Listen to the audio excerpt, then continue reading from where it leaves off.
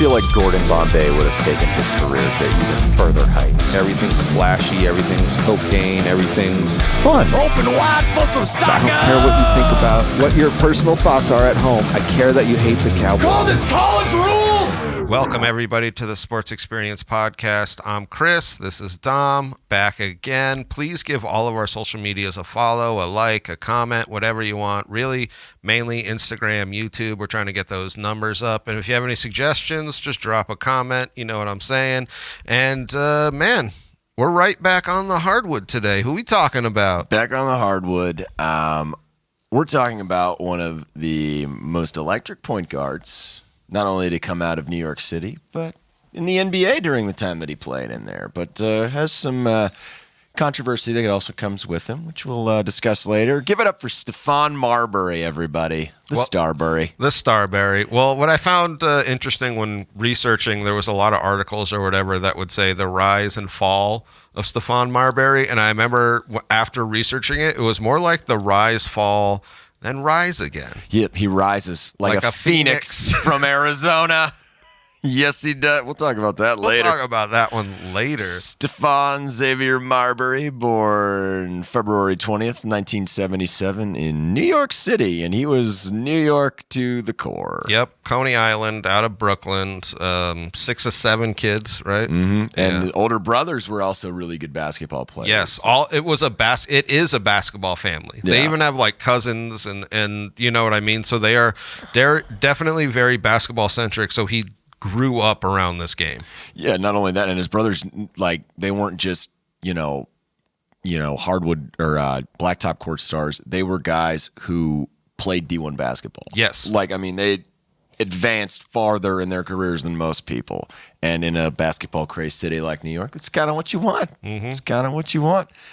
Following in the footsteps of guys like Mark Jackson and Kenny Anderson. Yeah, I saw a story because obviously his brothers would be out playing for all hours of the day, and out of nowhere, Stephon would just run on the court as a little kid, steal the ball, and just run away. Yep.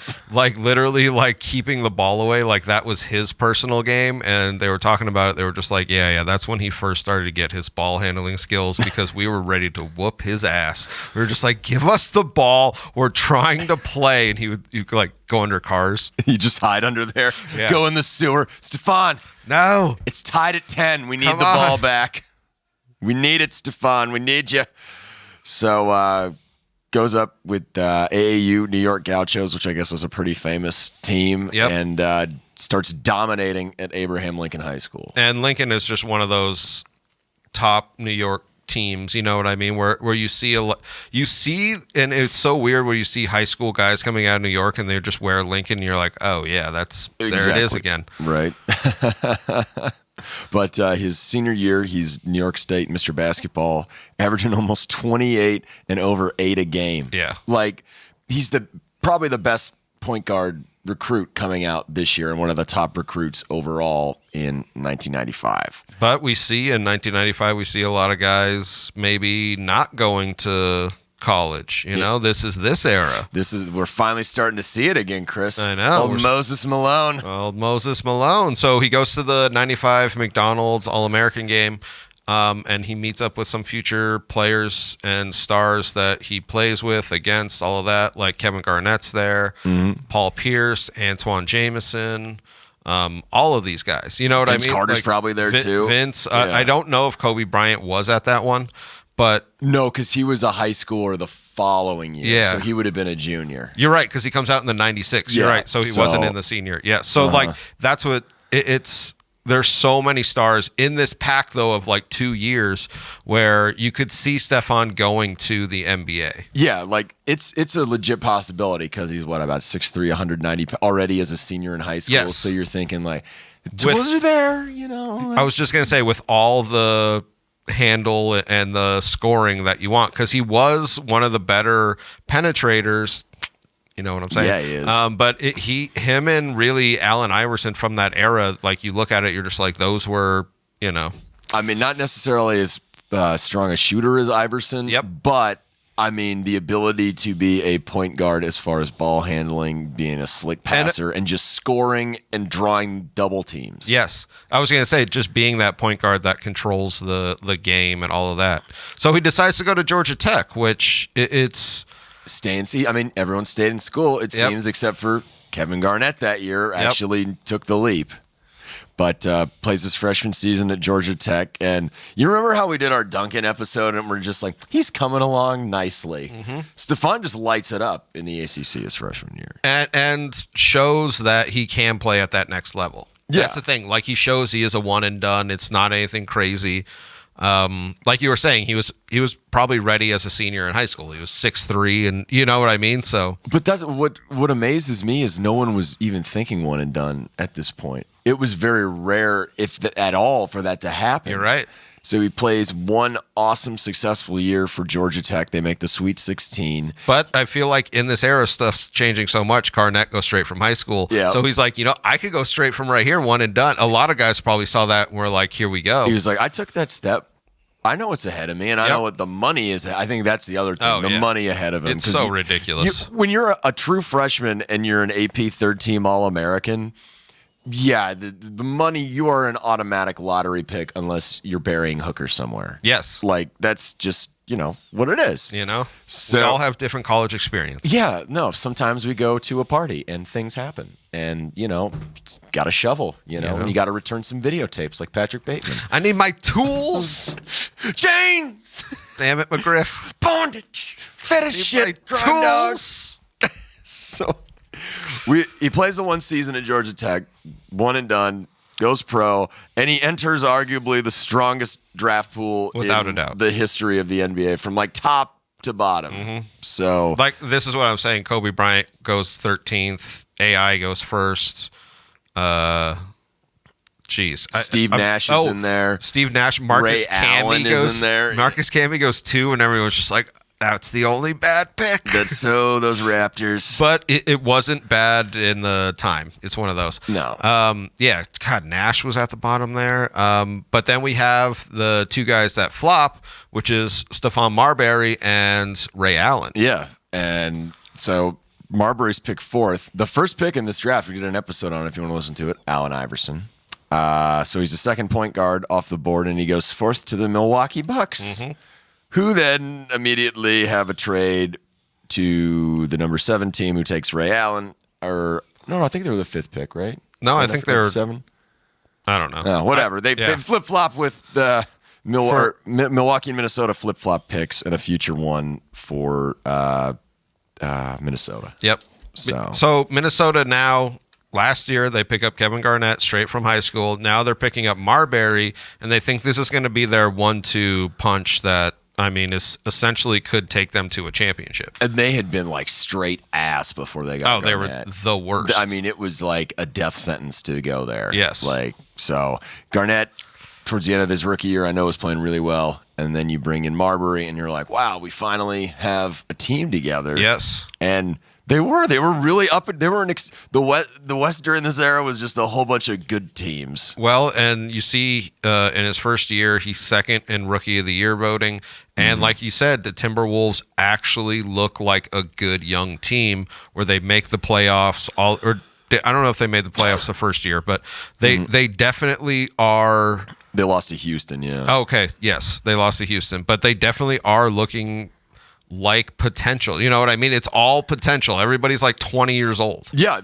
Marbury is 19, 20 years old. Yeah. Garnett is the same age. Yep. Like, it's insane. And when your rookie point guard's averaging 16 and 8 a game, and you have one of the best power forwards of all time in your front court, that's something to smile about. Yep.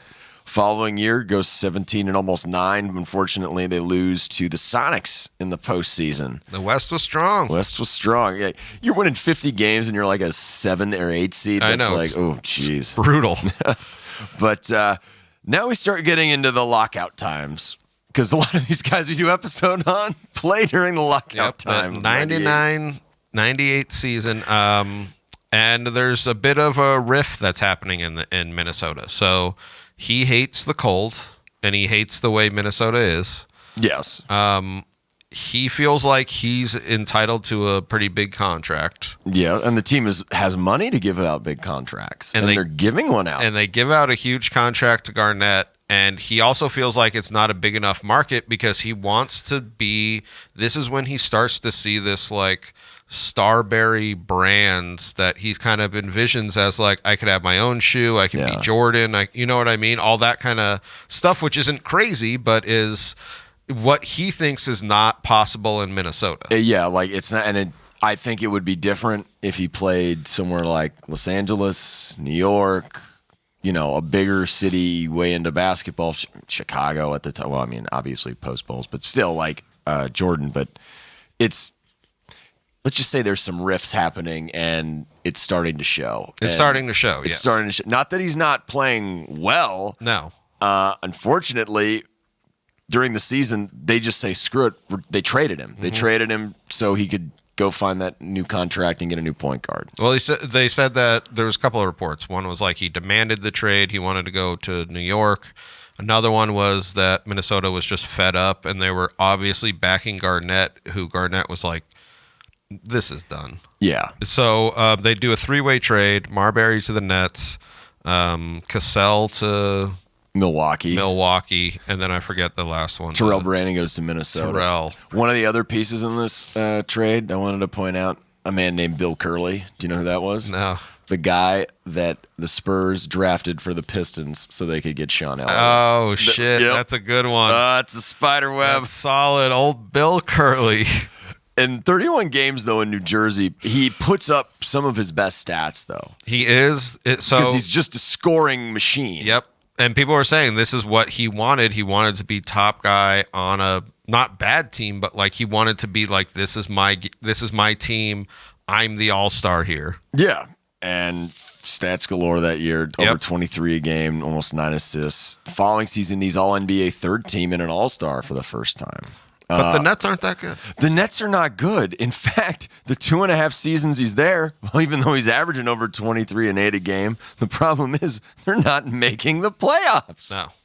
They're not making the playoffs. They're just not a great team. And this is something that I feel like kind of plagues his career. So he gets traded from the Nets to the Suns. July 2001. And the Suns trade Jason Kidd, and what essentially was a bad team in the Nets becomes literally the only Nets team I can even remember being a good team. That wasn't god-awful. Or that wasn't just like mediocre. Yes, with Kenyon Martin and him and you know what I mean? Richard Jefferson, those guys, 100%. So, and this is what I mean is like he almost is like, was he the problem? Because it's a weird... It's almost though like Jason Kidd is one of those dudes that everywhere he went though, he brought the exact same thing to him. Yes. And that maybe more unselfish as far as scoring. I know who's on my team. I mean, leading. You want to be on it, and this is no disrespect to guys like Kmart and Richard Jefferson. The finals don't happen for the Nets unless he's their point guard. Oh, 100%. And no disrespect to Mark, maybe he just fit better, but you could see over the next 3 to 4 to 5 seasons how much better New Jersey was without almost, I won't say addition by subtraction, but it's a little weird. Yep. It's a little weird. So he goes to Jason Kidd episode. Yeah. So he goes to Phoenix, and this is the thing. It's not a decline in play for him. He makes an all-star team again. Goes to Phoenix and is playing amazing. It's just looking at the team that he left and how well they do. Yeah, no, and that's the sad part. They only made the playoffs one of those 2 seasons he was in Phoenix, and they lose in the first round. He's not even making it out of the first round of any of these playoff series, Chris. And they were talking about this again was almost like the Timberwolves where you had Sean Marion and Stoudemire. Yeah. And it was this young team, and he just almost like he wasn't either given the responsibility to lead them or he couldn't. You know what I mean? It's like, why would I give it to these guys who haven't played? I'm just going to drive to the basket and huck up 20 shots a game. Exactly. Not like spread it around. And then who do they replace him with in Phoenix, Chris? So, well, this is what's crazy. So he starts the 03-04 year with the Suns. And a huge trade goes down in which it is he gets traded to the Knicks. Yes. And in this trade, because wow. was it a 3-way deal? No, it's just 2-way. Okay. With the Knicks and Suns. It's just Knicks and Sun. Because so the point guard that the Knicks give up to get him, Charlie Ward. Listen to that episode. Spiderwebs, I told you. And because it is really like a bunch of other like But players, you know who was sub-players. exchanged to in that deal? Penny Hardaway and Antonio McDyess. Yep. That was crazy. And a couple of first-round picks. Yep. That Suns kind of turned into shit. And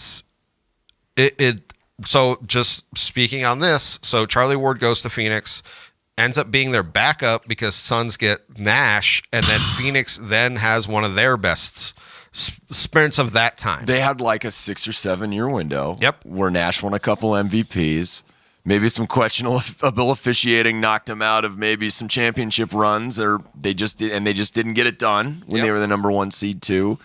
That it's like they bring him in and he's an all-star, but you're finishing 33 and 49. Exactly. And like, I don't know if it's a lack of chemistry or what, but my God, it has to kind of suck a little bit to be like, am I the problem? Yes. Like, am I the problem? So he goes to the Knicks, which is the team that obviously he's always wanted to play for. Yeah. He's New York through and through. His shoe line is starting to come through.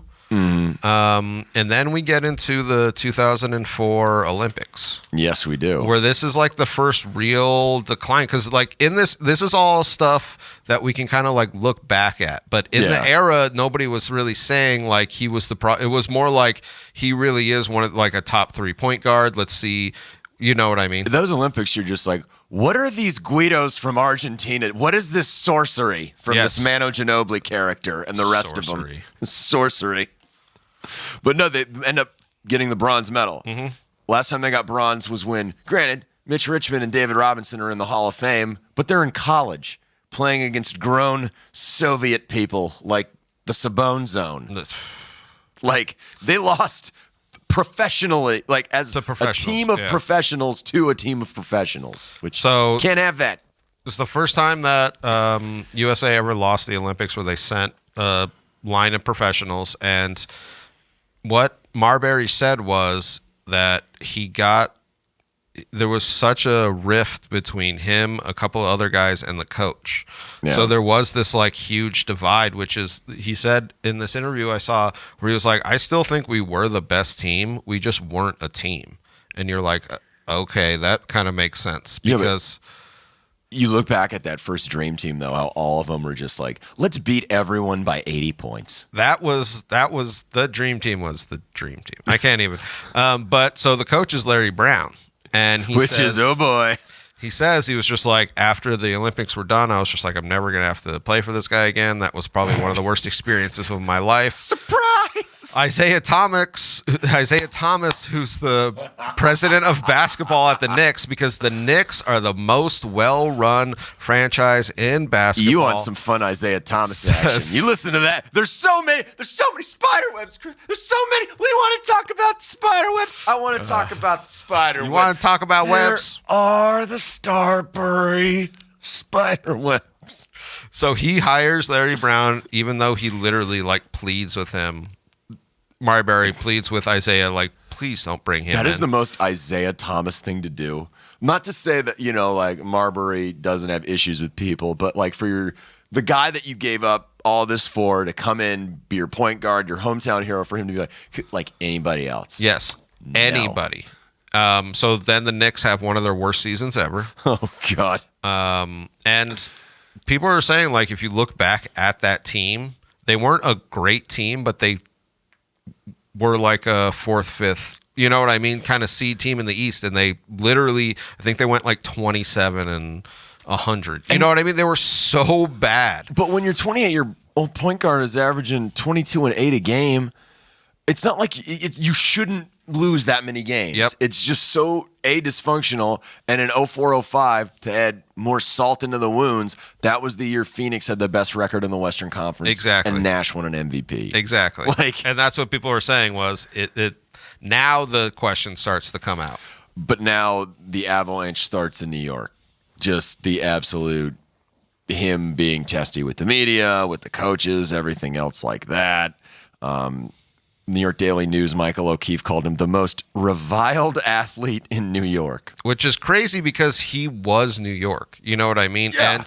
And this is what I just brought up was right before this was going into the Olympics, into getting traded to New York.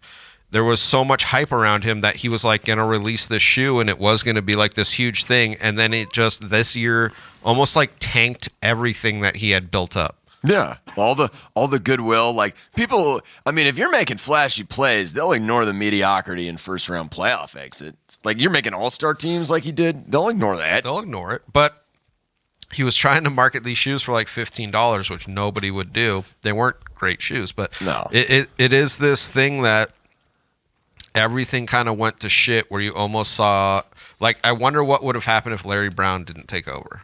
Do you know what I Yeah. mean? Like if somebody else. Who knows? Well, we'll get into it because after 05-06, Larry Brown's out. Larry Brown's out, but who steps in, Chris? Isaiah Thomas, Our friend. as the president says, you know what? I can pull this off. I think I'm going to he start touching some employees, get he some sticky steps fingers. down as president of operations or whatever, but he does become the head coach. And he said in an interview where he thought he could teach Stephon to be the leader that he should be. And it was another one of those cases, exactly, where they just did not get along, and it started. This is one that actually people were saying because it started great. Yeah. Like they had an unbelievable record through like 40 games. Yeah. And then I think they lost something like 33 out of their last 40. You know what I mean? They finished 33-49. Yes. Like after just coming out gangbusters. It was really it was really horrible.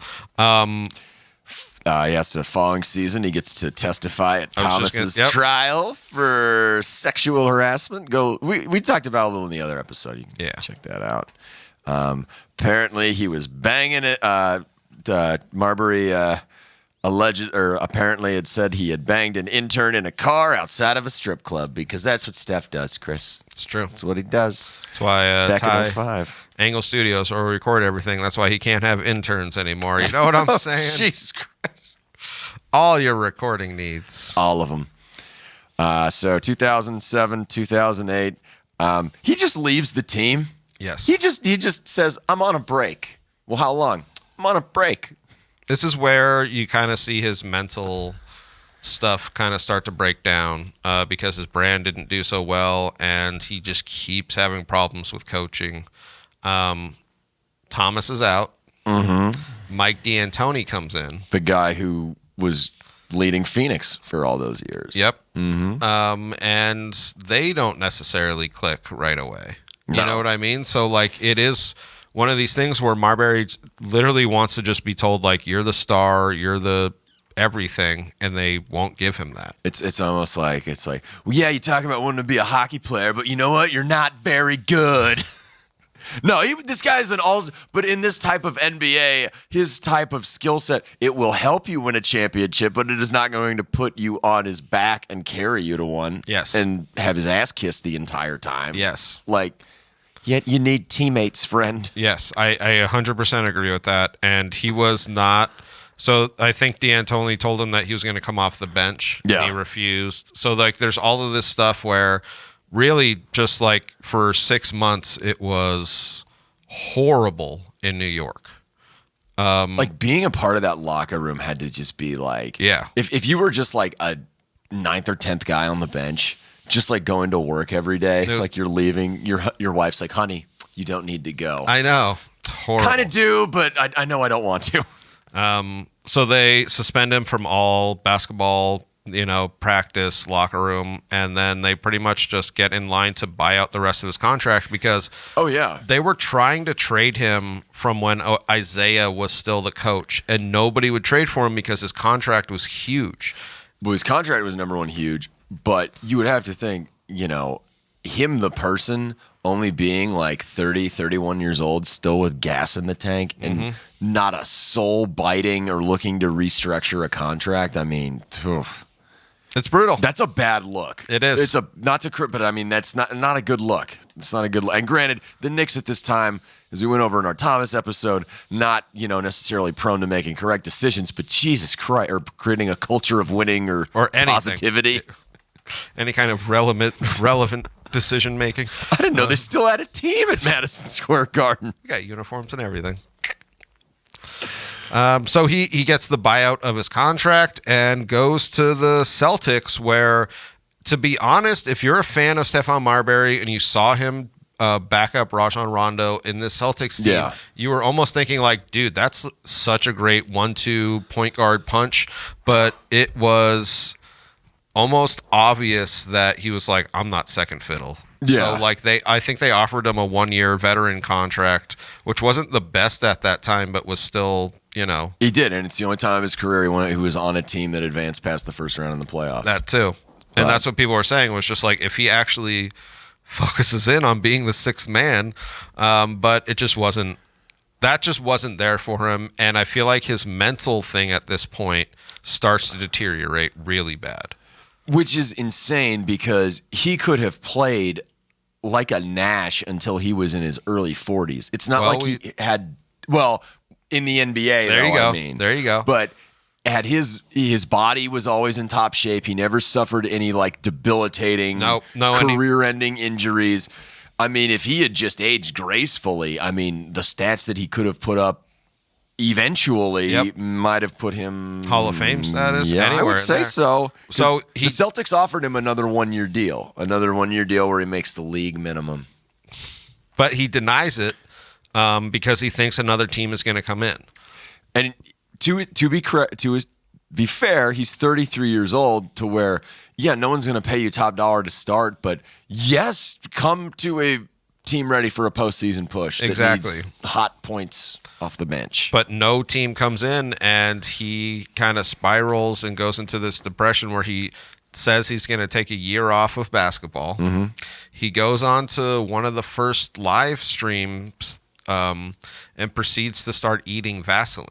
I don't know if you saw that. I did see that. And he was like, delicious. He just kind of was losing his mind there for a while. There was that episode where Lisa was the beauty queen and Homer ate all of the petroleum jelly. It was for her teeth. And he just is finishing it. That's what he's doing. Just eating it. That's all it reminded me of. Little Miss Springfield. His wife said he would lay in bed all day and just eat Fruity Pebbles. And she kept bringing up the Fruity Pebbles. And I just remember thinking, I was just like, that must have been a huge issue in their marriage. They were just like, enough with the Fruity Pebbles. Stephon, have you not checked out the Cocoa brand? So he's thinking his basketball career is over, obviously, because this is where it goes. He's 33, though. This is so And what you're saying, I think, is more important. No serious injuries, in top physical condition. And then out of nowhere, he gets a call from China. When I'm depressed, I look to China to solve my problems, Chris. I thought you were going to say Fruity Pebbles. Well, also Fruity Pebbles. But, I mean, that's a non-starter. Everyone solves their problems with Fruity Pebbles. That's true. So it was kind of an out-of-the-blue call from China, in that this didn't happen like it does now. No. The aging superstar going overseas, you know what I mean? But they saw that he was open. They saw that he was a star, Barry. Yes, he was. And it was probably one of the best moves, especially for him, that could have happened. Well, he has an income rolling in. He's now the best player in an entire league, which he always wanted to be. Just could you imagine if he went over there at 22? Oh my God! It would have. He could have been Wilt Chamberlaining a night, 100 a night, a casino a night. So for 1 year, he plays for the Brave Dragons, which is my favorite team name. That's awesome. Next year, he plays for the Dralions, which I think is Dralions? I don't know. I was thinking Dragon Lions. That's why I was saying it like that. That's dope. I like that. I know it wasn't Draglions? Yeah. But that's what I was thinking. I was like, you know what? They're getting mythical with it. Yes, they are. And then he finds his home, and this is what everybody was saying, because this is 2 years. He's 35, 36. So you're thinking he's kind of done. He goes to Beijing and plays for the Beijing Ducks, which is our team. Our team, obviously. You know? We are the number one Beijing Duck fans. It's true. Quack. I have a tattoo. Quack. Quack. Of Emilio Estevez. Roy Orbison. All right. So I guess the Beijing Ducks had never won a championship. He proceeds to win 3 championships in 7 years. Which is amazing. Becomes an icon in Beijing, you know? Yeah. They built him a statue.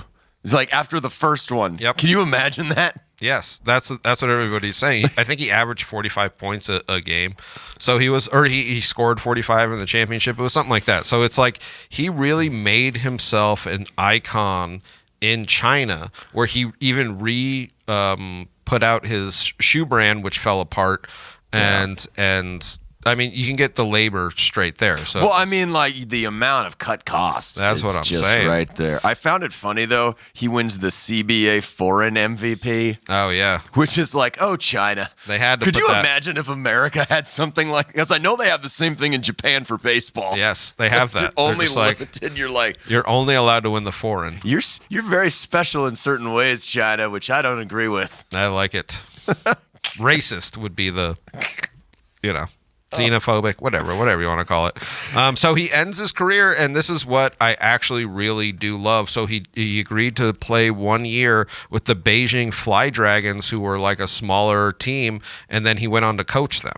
Yeah. And then after he started coaching them, their record kept improving, and he kind of became a coach. He became, like I said, he became such a star in China that he won the Foreign Actor Award because they had to fucking specify.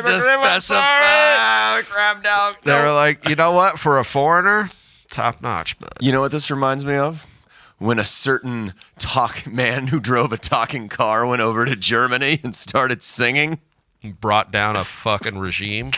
Starbury, if they ever change, you'll be our own personal Tiananmen Square. I was just going to say, if he's going to bring down the Communist Party that has been plaguing. You know what? We're not going to go there. Let's not go to that. We're just joking around about Knight Rider, and what a nice little end chapter though to his basketball career. And this is what I mean, where it was the rise and fall, and he was literally one of the first athletes too. I want to point this out, that went crazy on one of the live streams. He was like the vanguard of that shit, where you're just like, oh yeah, he was going nuts. But it was beneficial because he let it all out there. Had he held it inside, he might have stabbed Isaiah Thomas. But no, I'm going to eat that Vaseline. My wife is going to serve me Fruity Pebbles in bed. And you know what? I'm going to China. Why am I doing it? I don't know. Oh, did I just win a championship? Did I win another? Am I the foreign MVP? I'm Stephon Marbury. That's right. I did want to point this out. I guess the Spike Lee movie, He Got Game was about him. And if you watch kind of the way he went through it, you're like, oh, that kind of makes sense. Whereas it was almost based on him. He went and got scouted by all these schools, and there was all this kind of so I thought that was interesting. And then just the really it turned his life around in China, and now he's China's #1 citizen. He's actually very beloved over there in China. It's weird though, because in my opinion, if he finished his career in the NBA, retires at 38 to 40, not necessarily rides a pine, but just comes off the bench, he probably accumulates enough to be a Hall of Famer. I was just going to say, if he really swallowed his pride and was the #2 to Rajon, that would have been a ridiculous... Because they made the finals the following season. I know. Not lost. Yes. Yeah, which is really sad because he was a hell of a point guard. He was really fun to watch. And that's what I mean. He was one of the best penetrators. He was literally one of the best point guards, probably the best one to come out of New York in that era. I would say the only one that I would put above him, I don't know. Actually, I'd probably put Nash, but I was thinking AI too. But yeah. But that's kid. Goddamn. All right, whatever. This was a point. There's so many good point guards, but he was so good. So it's hard to. Yeah. It's now that he's bigger in China than he is in the States. Which I know. Is crazy. I love it. And out in the Vaseline industry. I mean, he did a lot of good. He did get a lot of sponsorship. Thank you all very much.